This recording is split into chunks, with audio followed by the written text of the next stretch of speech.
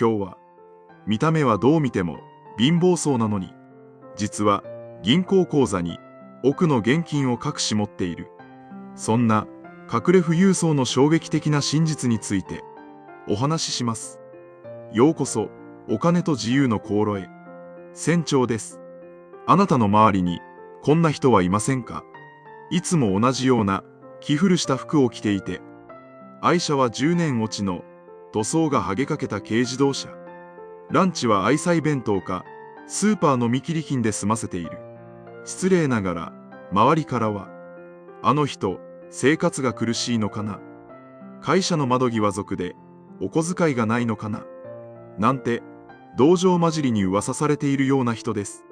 実はその人こそが誰にも言わずにひっそりと億単位の資産を築いている本物の富裕層かもしれないのです。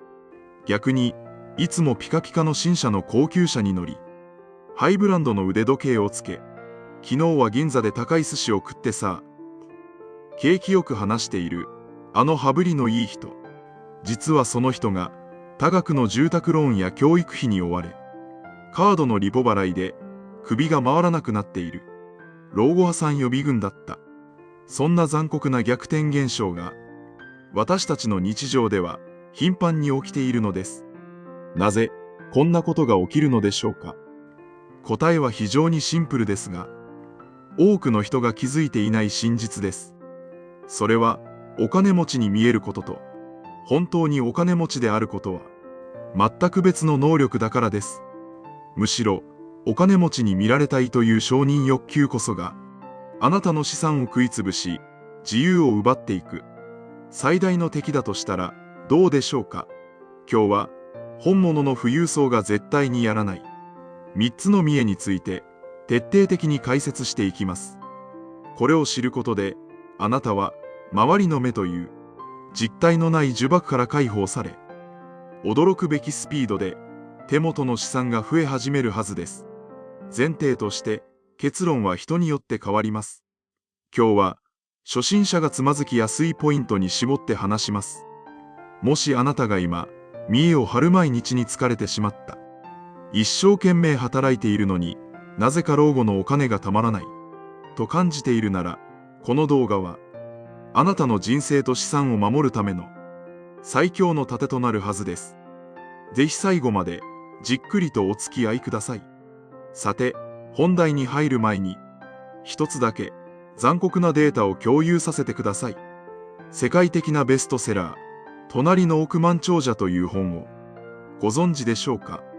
アメリカの富裕層を20年以上にわたって徹底的に調査した、まさにお金持ちの解体新書ともいえる伝説の本なんですが、ここで暴かれた事実は多くの人の期待を裏切るものでした。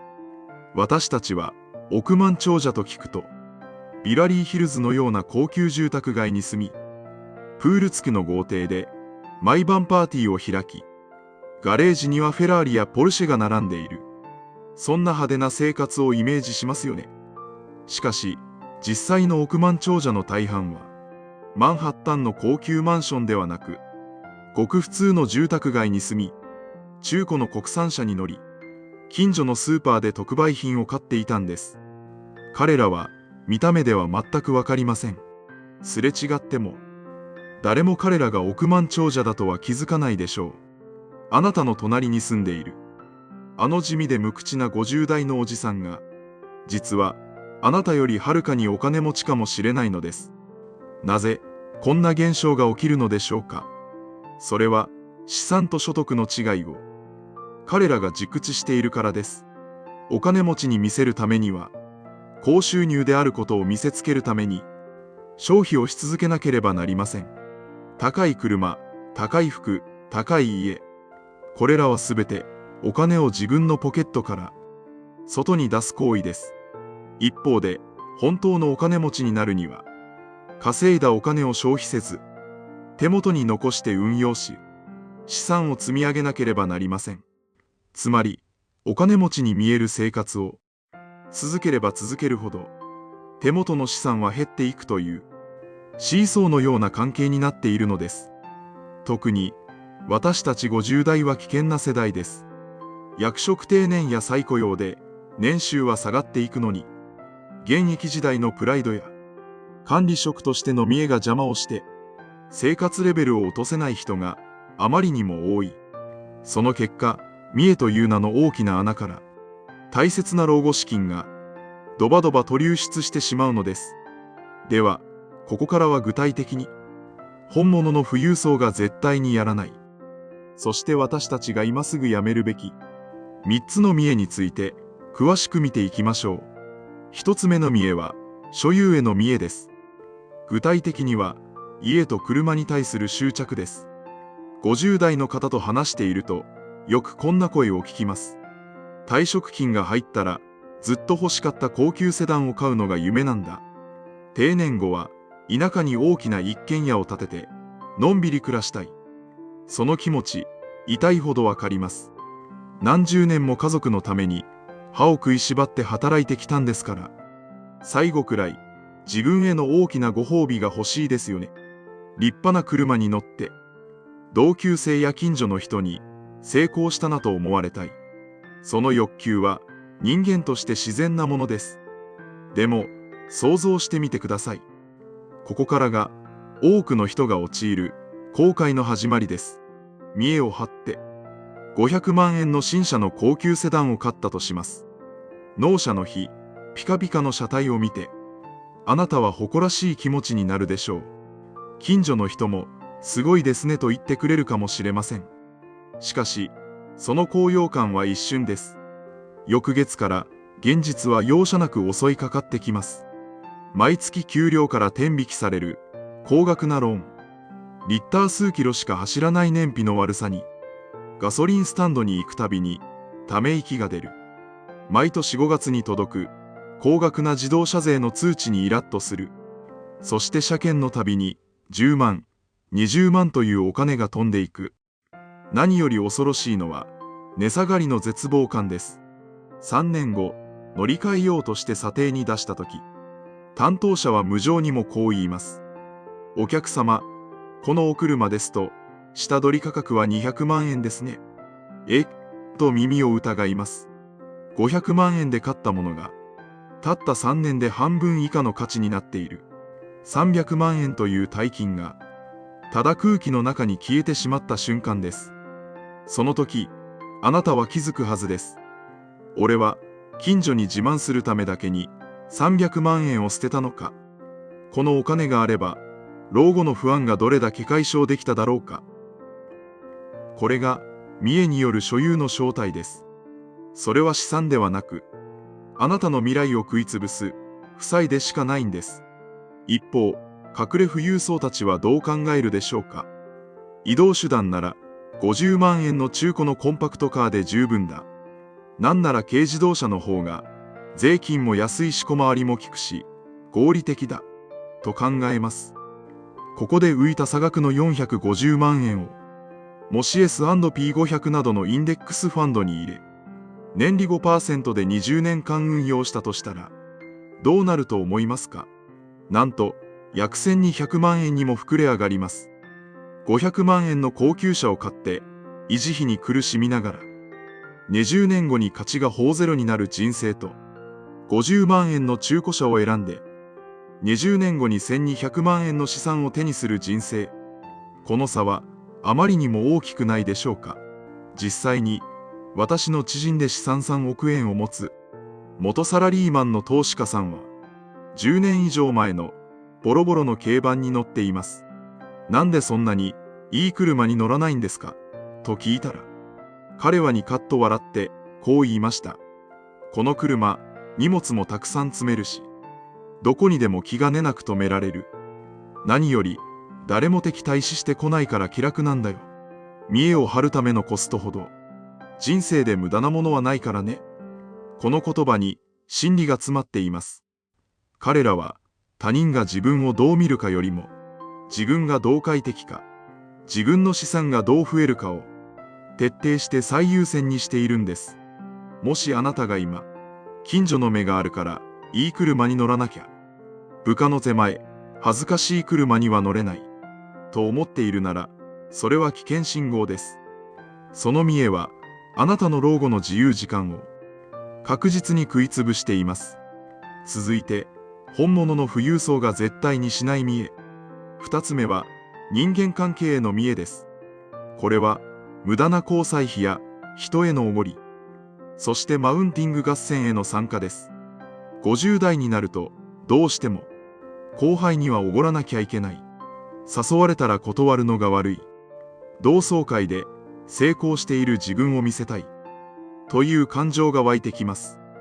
特に男性は、組織の中で縦社会を生きてきた分、ケチだと思われたくない。器が小さいと思われたくない。という恐怖が、人一倍強いんですよね。でも、その恐怖に従って行動した先には、何が待っているでしょうか。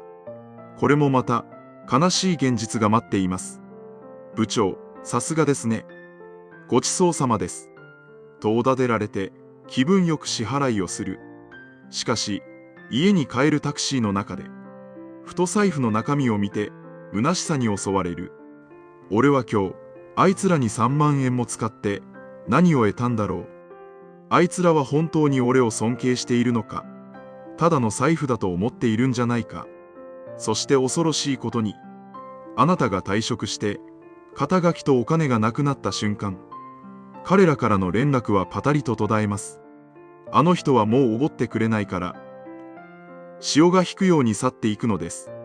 残るのは、減ってしまった貯金通帳と、あんなにしてやったのに、という、やり場のない感情だけ。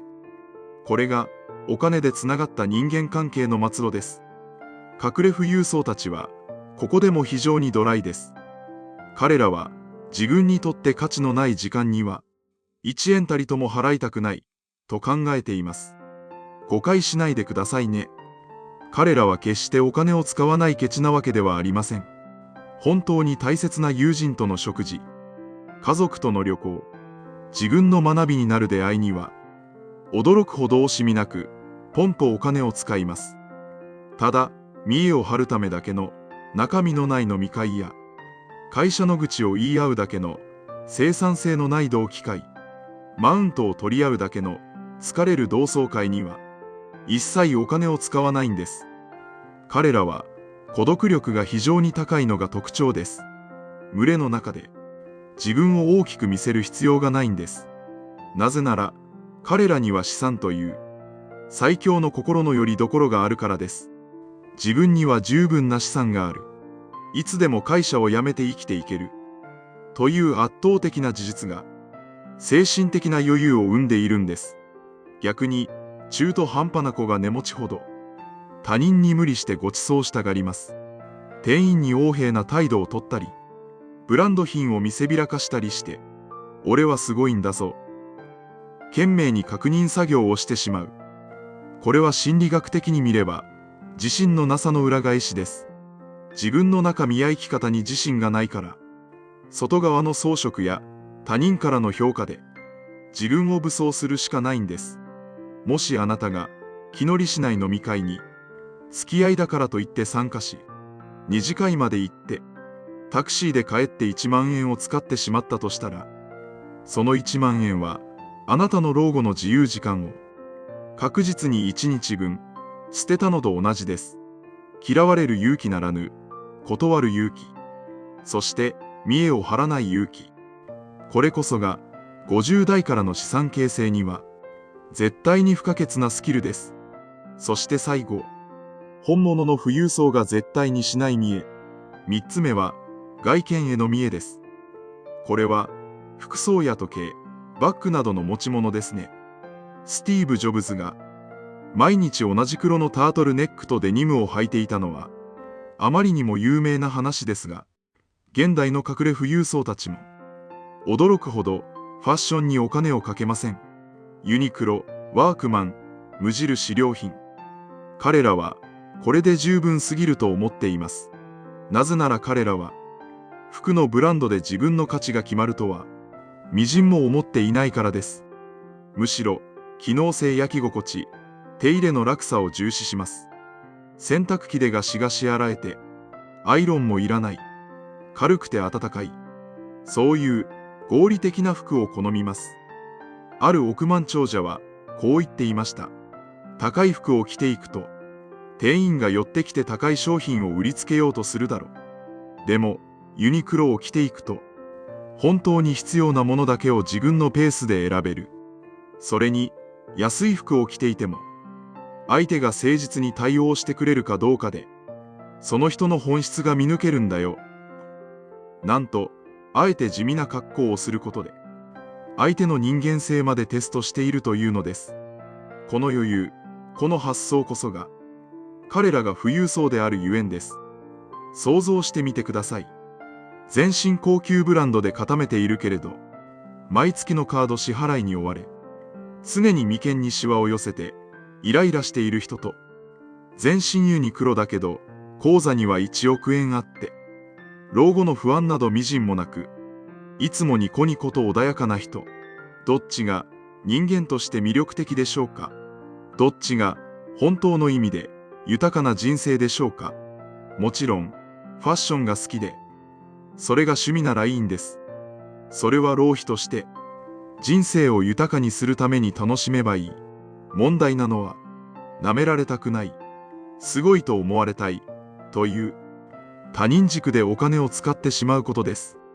店員さんの態度が変わるから、いい時計をする。そんなの、店員さんはあなたの時計を見ているだけで、あなた自身を見ているわけじゃありません。そんな薄っぺらい関係にお金を払うのは、もう終わりにしませんか。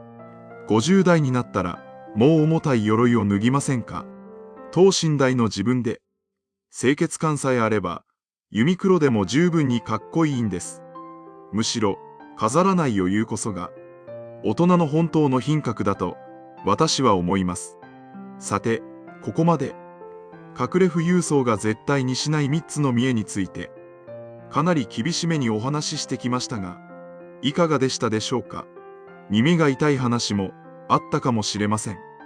でも、これらをやめるだけで、本当にお金が貯まるようになります。月々の車のローン、無駄な交際費、見栄のための被服費、これらをバッサリとカットするだけで、月5万円、いや10万円は浮くかもしれません。その浮いたお金を、新NISAで S&P500 やオルカンに、淡々と積み立て投資をする。50代からでも、月10万円を年利 5% で15年運用すれば、約2600万円になります。これに退職金や公的年金を合わせれば、老後の不安の大部分は消し飛ぶはずです。最後に、一つだけお伝えしたいことがあります。それは、地味であることは、最強の防御だということです。派手な生活をして、あそこはお金持ちだと目をつけられると、ろくなことがありません。投資詐欺のターゲットにされたり、怪しい儲け話を持ちかけられたり、親戚にお金を無心されたり、トラブルに巻き込まれるリスクが高まります。本当の富裕層は、それを知っているからこそ、保護色のように、周りの風景に溶け込んでいるんです。貧乏そうに見えるというのは、実は、自由を守るための最強の迷彩服、なのかもしれません。今日からあなたも、胸を張って、地味な生活を楽しんでみませんか。ユニクロを着て、軽自動車に乗って、スーパーの見切り品を買う。でも、心の中では、俺は着々と自由へ近づいている。お前らとは見ている世界が違うんだ。と、にやりと笑う。そんな、賢くてしたたかな、隠れ富裕層への道を、一緒に歩んでいきましょう。このチャンネルでは、これからも、50代からの資産形成や、人生を豊かにする知恵を発信していきます。派手な一発逆転の話はありませんが、あなたの未来を明るくする話を、お届けしますので、ぜひチャンネル登録をして、次回の動画も見逃さないでくださいね。それでは、また次回の動画でお会いしましょう。